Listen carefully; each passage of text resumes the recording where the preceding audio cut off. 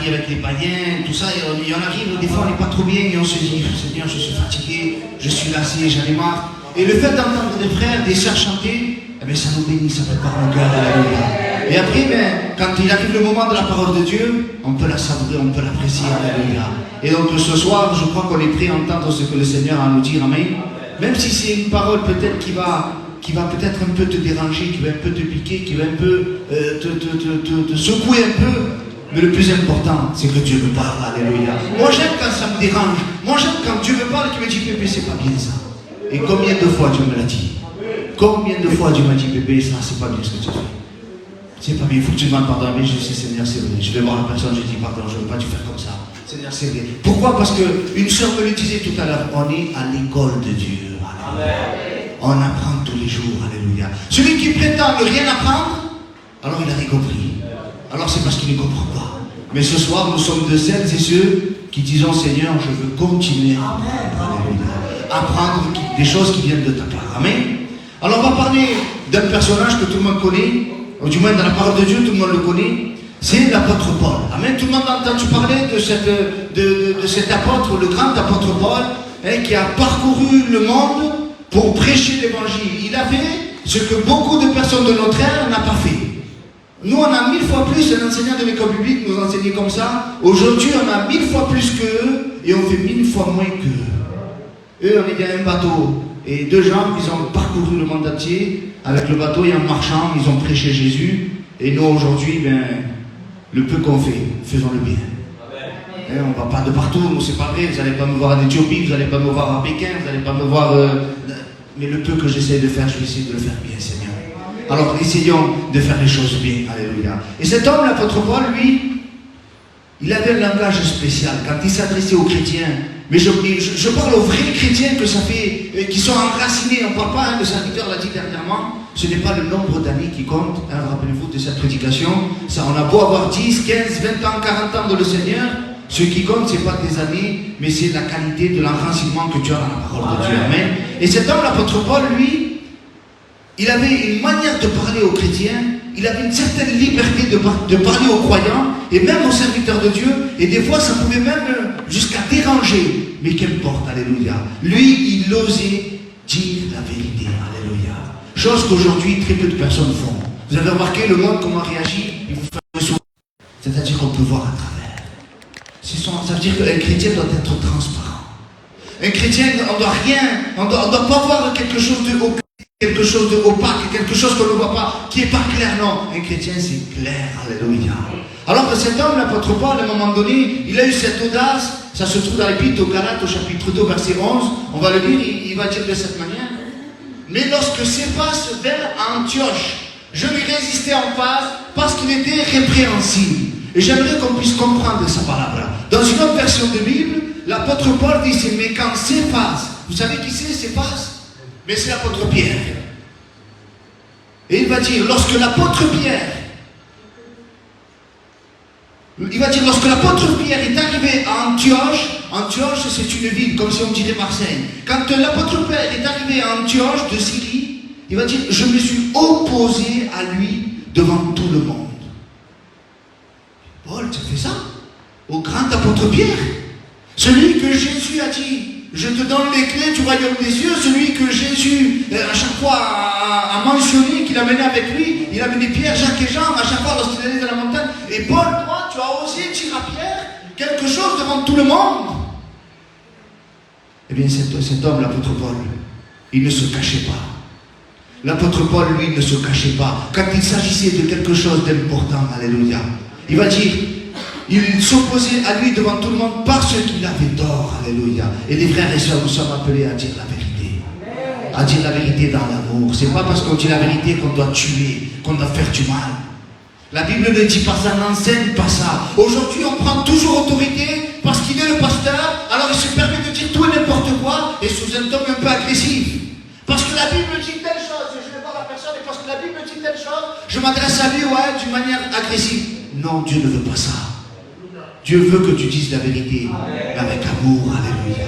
L'amour doit prévaloir, doit être au-dessus, alléluia. Parce qu'on fait du mal sans se rendre compte, les frères et sœurs. On veut faire un bien, mais quand on dit les choses, des fois on fait un mal. Que Dieu nous donne de la sagesse pour pouvoir parler à des personnes. Alléluia. Que Dieu te donne de la sagesse pour que tu puisses parler aux autres. Alléluia. L'apôtre Paul va dire dans Galates au chapitre 4, verset 16. Suis-je devenu votre ennemi en vous disant la vérité? Oui, parce qu'il y a des fois ça dérange. Oui, si je vais voir le frère et que je lui dis certaines vérités, il est trop méchant ce ça. Il est trop méchant. Parce qu'on te dit une vérité. Ou parce que la sœur elle te dit quelque chose, ou parce que le frère te dit quelque chose. Alors ça devient ton ennemi parce que ça ne te convient pas ce qu'il te dit. Et là, c'est ce que dit l'apôtre Paul. Suis-je devenu votre ennemi en vous disant la vérité? Non, on n'est pas appelé à être des ennemis, on est appelé à être des frères et sœurs en Christ, alléluia. On est ensemble, un troupeau ensemble, alléluia. On doit aller ensemble à la rencontre de notre Dieu. La promesse que tu as reçue, je l'ai reçue. La promesse que j'ai reçue, tu l'as reçue, alléluia. Au son de la trompette, la Bible dit, les morts en Christ ressusciteront premièrement, et nous les vivants, nous serons changés. Il n'est pas dit simplement le bébé et le serviteur, et quelques frères, il dit, les chrétiens, alléluia. L'église entière doit entendre ce son de la trompette, et c'est l'église entière que leur corps sera transformé, ce corps de chair qui est corruptible, en un corps incorruptible, alléluia. Et nous irons à la rencontre de notre Dieu, alléluia. L'apôtre Paul va plus loin même, quand il va s'adresser même aux pasteurs, aux serviteurs. Il va dire dans 2 Corinthiens chapitre 11, verset 13, ces hommes-là sont de faux apôtres. T'es mal, Paul? Il est mal, ouais? Non, il disait la vérité. Si c'est faux, c'est faux. Si c'est vrai, c'est vrai. Pourquoi il y a quelle méchanceté à dire que c'est faux ou que c'est vrai? Ce sont là de faux apôtres, des ouvriers trompeurs. Ah, tu vas trop loin là, tu es trop méchant, toi. Toi, tu ne sais pas parler. L'apôtre Paul avait reçu le Seigneur. L'apôtre Paul, lui, il aimait Jésus. Et pourtant, ça n'empêchait pas de dire la vérité. Alléluia. Et il disait, déguisé en apôtre de Christ. Et cela n'est pas étonnant, puisque Satan lui-même se déguise en ange de lumière. Aujourd'hui, dès qu'on dit quelque chose à quelqu'un, parce que ça ne lui convient pas, de suite il monte sur 50 chevaux, de suite ça pique, et de suite, non, moi tu ne dois pas me dire ça. Moi tu n'as pas le droit de me parler comme ci, tu n'as pas le droit de me parler comme ça. Mais si c'est une vérité, mon frère, ce que je te dis, tu n'as pas à le prendre mal, tu dois le prendre de la part de Dieu. Tu le prends mal quand, oui, il y a du mépris derrière, quand il y a de la moquerie, quand il y a un sentiment de méchanceté, de te faire du mal. Mais si je viens te voir, frère, et que je te dis, mon frère, c'est déréglé ce que tu fais. Tu viens à l'église, tu viens quand tu veux, tu ne fais pas partie d'aucune église, et tu es complètement déréglé, et que je te le dis avec tout l'amour de Christ. Et après, si je te dis la vérité, tu vas me dire, oui, mais tu es méchant, tu n'es pas un gentil pasteur, et si tu juges, et personne ne peut juger, parce qu'après on sort des controversés en disant, oui, mais si tu dis ça, alors que la Bible dit, tu ne dois pas juger. Non, nous sommes appelés à dire la vérité, les frères et sœurs. Parce qu'on est une église. Au cinéma, est-ce qu'il y a une règle? Est-ce que tout le monde parle au cinéma quand il y a le film qui tourne? Non, il y a des règles à respecter. Dans une église, ce n'est pas un cinéma. L'église, c'est l'église de Dieu. Il y a un ordre à respecter, alléluia. Il y a des choses qu'on doit respecter, mais aujourd'hui, trop de chrétiens, trop de serviteurs, je m'inclus aussi dans le lot, trop de serviteurs font ce qu'ils veulent. Ils ne respectent plus les normes qui ont été mises en place. Mais ce sont des commandements d'hommes. C'est parce qu'on est déréglé qu'on parle comme ça. Je dis souvent que quand on mange le midi chez ma mère elle a l'habitude de faire, je pense que c'est toutes les mamans pareil, une entrée, un plat et un dessert. Mais qui beaucoup, non? Et on mange entre midi et maximum 13h. Ça peut arriver qu'on mange un peu plus tard, suivant qui travaille, qui ne travaille pas, mais en général, c'est entre midi et 13h. C'est une règle que ma mère, et si je dépasse une certaine heure, ma mère elle m'appelle et me dit, allez, t'as au travers. Allez, dépêche-toi, que t'as la mesa puesta. Pourquoi? Parce qu'il y a une heure à respecter. Et c'est pas parce qu'il y a une entrée, un plat, un dessert, une heure à respecter que je passe pas un bon moment chez moi-même. Je passe un très bon moment chez mes parents. Et dans l'église, c'est pas parce qu'il y a des fois un cadre. Mais il n'y a pas le Saint-Esprit ici. C'est parce que tu es déréglé que tu parles comme ça. L'église a besoin d'un cadre. L'église a besoin que le Saint-Esprit soit là, mais aussi elle a besoin que l'Écriture encadre le tout. Alléluia. Parce qu'aujourd'hui, ce sont des réunions un peu à tout va. Le Saint-Esprit agit, et il fait ceci, il fait cela. Non, les frères, il y a des règles à respecter. Alléluia. Un jour, la Bible dit comme ça, quand il y a la chambre haute, et que le Saint-Esprit est descendu dans la chambre haute, vous savez ce qui s'est passé? Eh bien, il y a des gens de l'extérieur qui sont venus, ils sont accourus, et ils étaient étonnés, et ils disaient, waouh, que c'est beau, ils disent des merveilles. Alléluia. Et c'est beau ça que les frères, que les gens viennent et qui disent que c'est beau l'église. Ils disent des belles choses, alléluia. C'est beau de vivre comme des chrétiens. Alors c'est important les frères, que l'apôtre Paul lui disait des vérités. Il disait ces hommes-là sont des faux apôtres, des ouvriers trompeurs, déguisés en apôtres de Christ. Et cela n'est pas étonnant puisque Satan lui-même se déguise en ange de lumière. Il n'est donc pas étrange que ces ministres aussi se déguisent en ministres de justice. Leurs fins seront leurs œuvres. Alléluia. Mais nous, je crois que ce soir, nous sommes des véritables chrétiens. Alléluia. Je crois que tous ceux que nous sommes là ce soir, sans aucune exception, parce qu'une personne peut juger une autre personne. Mais le jugement, ça sera toujours un jugement d'homme. Mais Dieu voit le véritable. Alléluia. Dieu voit véritablement le cœur ce soir. Alléluia. Et je le crois que tous ceux que nous sommes là ce soir, nous sommes des chrétiens des chrétiens réglés à la gloire du Seigneur. Alléluia. Paul ne prenait pas l'évangile à la légère. Avec les serviteurs, il était dur. Et avec les chrétiens, il était dur aussi. Mais dans un but, les frères. Vous croyez que l'apôtre Paul se plaisait, lui, à reprendre sans arrêt l'église? Lui, son but, c'était quoi? C'était d'aller dans une église et passer un moment de prière et se réjouir. Et là, il se la mettait avec Pablo. Mais quand il venait dans une église et qu'il voyait qu'il avait tout n'importe quoi, il était obligé de remettre de l'ordre. Et il se sentait légitime de le faire parce qu'il était le serviteur de Dieu. La Bible dit que nous sommes les surveillants de l'église. Le frère et moi, on doit rendre des comptes si à un moment donné, il y a des choses qui ne sont pas en règle. Et pour l'instant, c'est plus moi que lui parce que c'est moi le responsable. Si demain, ça sera lui le responsable, ça sera lui qui rendra plus de comptes que moi. Mais s'il participe à mon dérèglement, si le roi participe à mon dérèglement, alors c'est toute une église qui participe au dérèglement. Dieu ne veut pas de dérèglement. Alléluia. Alors il est important qu'il y ait un serviteur, qu'il y ait un surveillant et qui dise les vérités. Alléluia. Aujourd'hui, c'est rare, les personnes comme ça.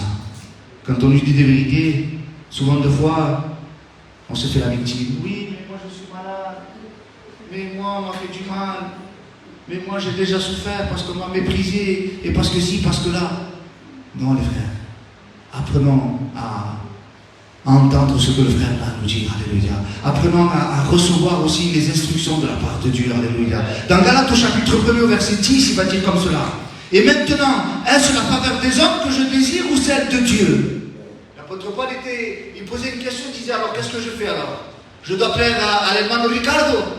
Il est là au bout, voilà, pour lui faire plaisir, je laisse tout passer. Et l'hermano il fait ce qu'il veut. S'il veut venir ici à l'église avec son téléphone, il s'amuse, je le laisse faire ce qu'il veut.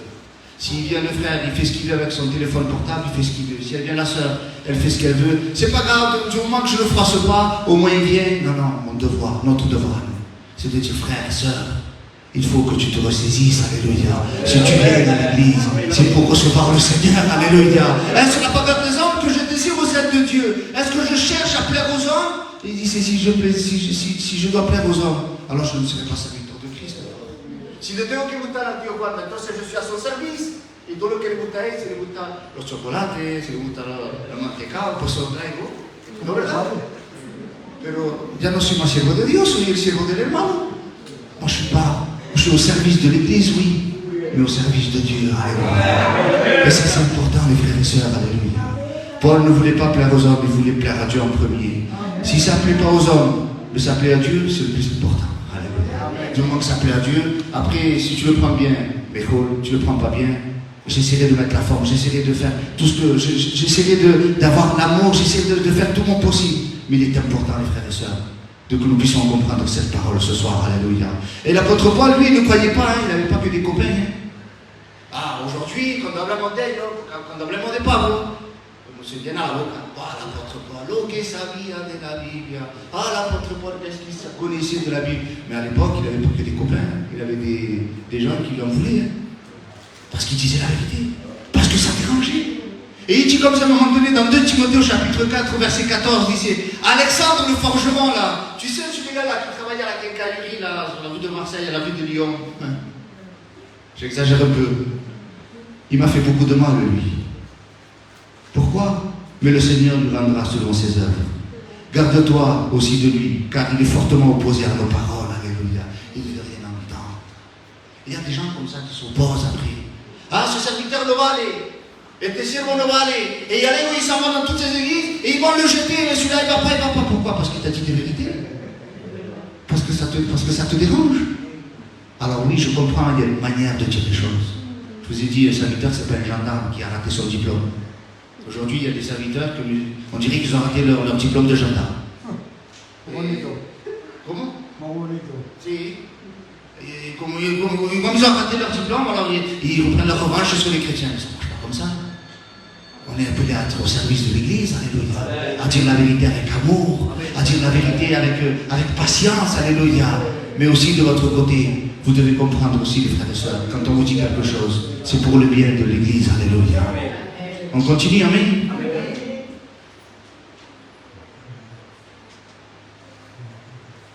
Ce soir, la vérité va être dite. Alléluia. Tu veux l'entendre, la vérité? Le he dicho, solo el tío Luis tiene derecho. Lo otro no, solo él. Tío Luis, tú no te preocupes. Ce soir, il est important. Une vérité va être dite. Tu sais quelle est la vérité? Dans 1 Corinthiens chapitre 1, verset 18. Car la prédication de la croix est une folie pour ceux qui périssent. Ah, mais moi, la croix, j'en veux pas. C'est n'importe quoi. Un homme qui est mort à la croix, j'y crois pas, moi, ça. Eh bien, désolé, ça veut dire que tu es perdu. Si tu ne crois pas à ce message de la croix, ça veut dire que tu es perdu. Qui sont ceux qui croient au message de la croix? Lève ta main, celui qui croit au message de la croix. Eh bien, la Bible dit comme ça. Mais pour nous qui sommes sauvés, elle est une puissance de Dieu. Alléluia. Pour moi, elle est la puissance de Dieu. Pourquoi? Parce qu'à la croix, Jésus a vaincu l'ennemi. À la croix, Jésus a vaincu la mort. Alléluia. Alors moi, je le crois que Jésus est mort et qu'il est ressuscité. Et à la croix, Jésus a été vainqueur. Alléluia. Donc, je serai plus que vainqueur. Alléluia. Tu dois être plus que vainqueur. Dans les liens qui t'attachent. Mais c'est plus fort que moi, je n'arrive pas avec cet alcool. Christ est mort à la croix, il est ressuscité. Tu dois y arriver. C'est plus fort que moi, je ne fais que parler mal, je n'arrive pas. Normalement, tu dois y arriver. Parce que Christ est mort à la croix, il est ressuscité. Alléluia. Désormais, Christ habite dans ton cœur. Alléluia. Tu dois pouvoir arriver à faire cela. Alléluia. Mais malheureusement, la Bible dit dans Philippiens chapitre 3, verset 18. Philippiens 3, 18. Il est marqué comme ça. Car il en est plusieurs. Quand il dit ici, il en est plusieurs, c'est qu'il n'y en a pas qu'un. Il y en a plusieurs. Il y en a plusieurs qui marchent en ennemis de la croix de Christ. Que Dieu nous libère. Que Dieu nous en délivre de marcher comme ça. Je ne veux pas être un ennemi de la croix. Je vous en ai souvent parlé. Et j'en parle maintenant encore. Mais regarde comme l'apôtre Paul il dit la vérité. Il est obligé de dire la vérité. Il y en a un qui marche à l'ennemi de la croix. Mais tu crois qu'il lui dit bien, voilà, il y en a qui sont perdus. Tu crois qu'il rigole, tu crois qu'il est content. Il dit, je vous écris, mais je pleure. Pour qu'il me quebranta. Ça me brise le cœur de voir des chrétiens encore qui marchent à l'ennemi de la croix. Ça ne fait pas plaisir à nous. Des gens qu'on le sait qu'ils ont reçu le Seigneur. On le sait que ce sont des chrétiens. Mais à cause de certaines choses, ils se laissent envelopper par les choses du monde. Et nous, on est là, les serviteurs, on essaie de prier pour elles, pour eux. Seigneur, s'il te plaît, aide-les à marcher. Parce que bientôt, tu reviens chercher ton église. Et je ne voudrais pas que la sœur, elle se perde. Je ne voudrais pas que le frère se perde. Au contraire, Seigneur, je voudrais que tous nous partions à la gloire, dans ta gloire. Alléluia. La Bible dit comme ça, leur fin sera la perdition. Ils ont pour Dieu leur ventre. Ils mettent leur gloire dans ce qui fait leur honte. Ils ne pensent qu'aux choses de la terre. Le vrai chrétien, c'est celui qui se préoccupe pour sa sanctification. Alléluia. Le vrai chrétien, c'est celui-là. Il ne va pas se préoccuper de ce que la sœur a fait. Parce que ça, c'est les paparazzi. Les chrétiens paparazzi. Vous avez vu dans les magazines, les pêcheurs, les stars, ils ne peuvent pas acheter leur baguette de pain. Céline Dion, elle a acheté sa baguette de pain, elle n'était pas maquillée. T'es tranquille, hein? Laissez-la tranquille. Et il y a des chrétiens comme ça. Tu as vu le Juan, il a fait ci. Et tu as vu la soeur, elle a fait ça. Et toi? Regarde-toi, toi. On n'est pas des paparazzi. On est appelé à vivre une vie de sanctification. De dire, Seigneur, qu'est-ce qui ne va pas dans ma vie? Seigneur, je veux te plaire. Est-ce que mon obéissance est à la hauteur de tes attentes? Est-ce que ma consécration, elle est à la hauteur de tes attentes? Est-ce que quand je prie, Seigneur, ça te satisfait, Seigneur, ma prière? Est-ce que quand je chante, Seigneur, ça te satisfait? Est-ce que quand je prêche, ça te satisfait, Seigneur? Est-ce que quand je témoigne, ça te satisfait, Seigneur? Je veux te plaire, Seigneur, c'est ça mon désir. Quand une jeune fille est en train, comme on dit, elle est arroneando con el novio, qu'elle est boutade et elle veut lui plaire, donc elle fait tout ce qu'elle peut, elle se maquille, elle se fait tout ce qu'elle peut. Je veux lui plaire à mon futur mari. Eh bien, nous, à Christ, on veut lui plaire dans notre marche. Seigneur, c'est quoi qui ne va pas dans ma vie? C'est quoi? Je parle trop, je critique trop, Seigneur, je sais. Mais le Seigneur va te dire la vérité. Tu critiques trop, tu parles trop. Ne parle plus. Prie. Approche-toi de Dieu. N'aie pas un regard trop tranchant. Enferme-toi dans ta chambre, prie, alléluia. Dieu veut faire de toi un prieur, alléluia. Dieu veut faire de toi une adoratrice, alléluia. Dieu veut faire de toi quelqu'un qui intercède pour les autres, alléluia. L'apôtre Paul va rajouter ces mots dans Galates au chapitre 2, verset 20. J'ai été crucifié avec Christ. Alléluia. Quelle parole. J'ai été crucifié avec lui. Et si je vis, maintenant, avant quand je vivais, je ne pouvais pas dire, et si je vis, c'est Christ qui vit à moi, non. Avant je disais, c'est le bébé qui vit, avec tous ses passions, avec ses désirs, avec ses envies, avec son franc-parler, avec sa façon de parler mal, avec son alcool, avec sa drogue, avec ses... Ça c'était avant. Mais maintenant j'ai crucifié ma chair avec Christ. Maintenant c'est fini ça. Maintenant c'est plus moi qui vis, mais c'est le Christ qui vit en moi. Alléluia. Et si je vis maintenant dans la chair, je vis dans la foi au Fils de Dieu qui m'a aimé et qui s'est livré pour lui-même, pour moi. Alléluia. Le vrai chrétien né de nouveau vit dans la sanctification, se préoccupe, alléluia, de sa sanctification. Pour nous, la prédication de la croix, elle n'est pas une folie, mais une puissance de Dieu. Grâce à la croix, je peux dire non au péché. Je peux dire non aux passions. Je peux dire non au diable. Je peux dire non au monde. Je peux dire non aux choses qui sont désagréables. Alléluia. Et je dis oui aux choses qui viennent de Dieu. Alléluia. Vous m'accordez encore un dernier verset? Amen. Et à un moment donné, l'apôtre Paul va faire un constat. Il va décider ainsi dans Galates au chapitre 5 au verset 11. Il va dire, pour moi, frère, en ce qui me concerne moi, si je prêche encore la circoncision, pourquoi suis-je encore persécuté? Tu sais ce qu'il est en train de dire là, l'apôtre Paul? Il y avait un mouvement des Juifs à l'époque qui eux pratiquaient donc cette coutume. Et lui maintenant il va arriver et maintenant il est persécuté, l'apôtre Paul. Mais pourquoi il est persécuté, l'apôtre Paul? Parce que lui il dit que tout a été accompli en Jésus-Christ. Tout ce qui est en rapport à la coutume, aux traditions, c'est terminé, il n'y a plus besoin. Il dit, mais si je prêche encore la circoncision, pourquoi on me persécute alors? Ça veut dire qu'il y a au lycée, le scandale de la croix, il a disparu. Tu sais ce qu'il veut dire par la diciendo? Qu'est-ce qu'ils veulent les Juifs? Ils veulent continuer encore la tradition? On fait comme ils veulent eux. Et non, mais non.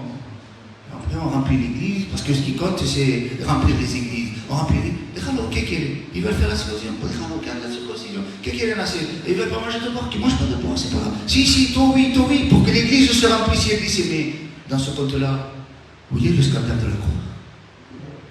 Dans ce compte-là, à quoi ça sert que tu t'es converti à Christ? Ben, reste juif. Quelle catégorie? Ben, ça s'arrête. Oui, je suis chrétien. Tu continues tout à fine, tu voles, tu fais ta vie. Oui, je suis chrétien, je vais à la réunion. Mais ça reste dans le monde, ça ne sert à rien. Il faut qu'il y ait ce scandale de la croix, parce que pour les païens c'est un scandale, pour les juifs c'est un scandale la croix. Mais si, mais c'est pas possible. C'est quoi cet homme-là? Un homme qui meurt, c'est pas beau à voir ça. Mais ça pour les païens c'est une folie. Mais pour nous, alléluia. C'est ça qui doit prévaloir. Non, je ne fume plus. Pourquoi? Parce que j'ai compris que Jésus est mort à la croix. Alléluia. Non, je ne bois plus. Pourquoi? Parce que Christ est mort à la croix, il est ressuscité. Ah, je ne parle plus mal. Pourquoi? Parce que Christ est mort pour moi, il est ressuscité. Et ça, on doit voir la raison pour laquelle tu fais les choses. C'est parce que tu aimes le Seigneur Jésus-Christ. On doit voir en toi ce scandale de la croix. Alléluia. Aujourd'hui, on ne veut plus scandaliser le monde. On ne veut pas. Ah non, t'imagines aller où la famille là où on a décidé. Ah, on veut se mélanger. Non, on ne se mélange pas. La dicho, le domingo pasa la dicho. Coge un litro de agua et tu mets 2 gouttes de javel. Allez, mettez-la à l'agua. Faut essayer. Elle est diluée, il y a de la javel dedans. Oui, mais il n'y a que 2 gouttes. Oui, mais c'est plus de l'eau pure. C'est de l'eau avec de la javel. Et nous sommes appelés à être des véritables enfants de Dieu. Alléluia. Donc, qu'est-ce qu'on doit comprendre ce soir? Tu dois accepter la vérité dans ta vie. Alléluia. S'il y a des choses qui ne vont pas dans ma vie, je dois l'accepter.